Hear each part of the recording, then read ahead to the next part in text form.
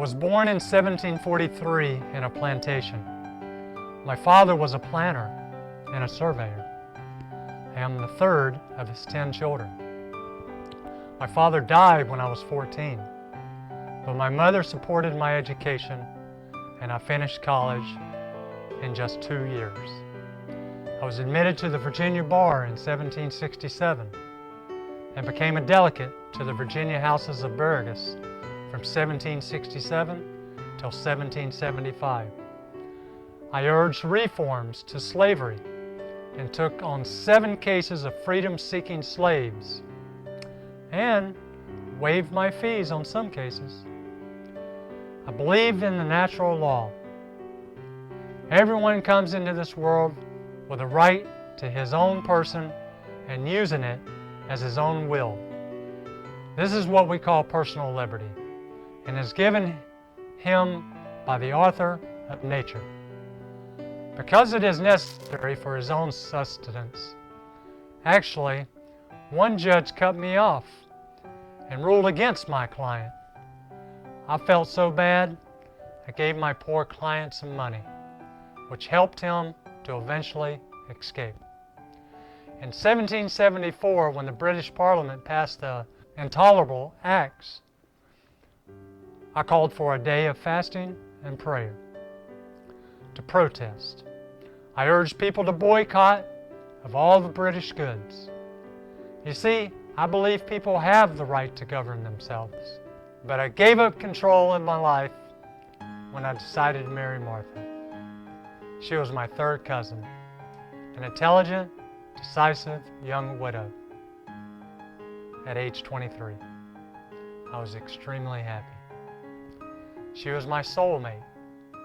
I often played violin and cello when she played beautiful piano. Together we had 6 children, although only Martha and Mary survived. 2 weeks after giving birth to our last child, Liz, she died at age 33. Before her death, she asked me to never marry again. And I said yes. When I joined Congress in 1775 at age 33, America faced outbreaks of the American Revolutionary War and helped drafted the Declaration of Independence. Then when the revolution started, I became a colonel and commander of the Albemarle County Militia. I was then elected to the Virginia House of Delegates. I then reviewed the state's slavery law and drafted 126 bills in 3 years. I want to streamline the judicial systems and proposed new statutes for general education. In 1779, I was elected as the governor of Virginia. And after America won the Revolutionary War in 1783, I became the first Virginia delegate. And in 1784, I became the minister to France. I want to say that I will serve my country in whatever position I am needed. But I did want to be far away and escape from the pain from Martha's death. One domestic staff in France was young Sally Hemings. I got Sally when Martha's father died in 1773. Sally was fathered by Martha's father. But as a slave, I promised Martha I will never marry again. But Sally reminded me of Martha. I just can't help it. I had to send Sally back to America when she found herself with child. Poor Sally, I can't give her anything. But she asked me for one promise. A promise to free her children when they came of age. While in Paris, I witnessed the French Revolution and helplessly saw my noble friends fall to their inescapable fate. I came to the States in 1789 and became America's first Secretary of State. And in 1796, I run a close presidential race with John Adams, 7168. However, because of the mistake in voting for Adams' running mate, I became the vice president. 4 years later, I ran against John Adams and won. The first thing I did as president was confront the 83 million national debts.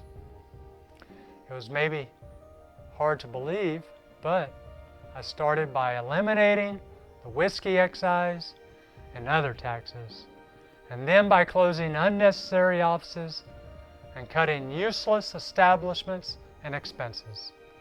It was not easy, but during my 2 terms as president, I reduced the national debt from 83 million to 57 million. Being a colonel and fought in wars, I felt we need a national military university. So in 1802, we founded the United States Military Academy at West Point. And in 1802, we started negotiating with Napoleon to buy New Orleans.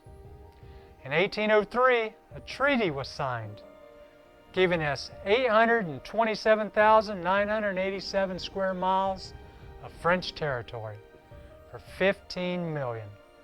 This doubled the size of America and paved ways to form Corps of Discovery from 1803 to 1806, led by Lewis and Clark.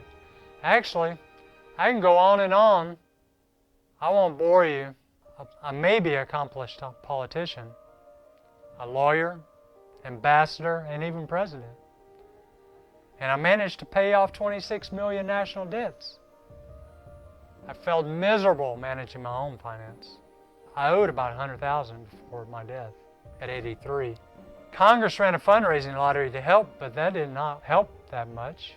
People wonder how I owed so much. Honestly, my father-in-law left me a big 11,000-acre ranch and 135 slaves, but he also left huge debts. And I was too busy to manage the ranch, and I could not bear to sell the slaves. And then I endorsed on note to help my friend, who died and added 20,000 to my debts. So I left hardly anything to my children, but I did free my 4 children by Sally. Although I got along with almost everyone, people only remember my problems with John Adams. John was my frenemy.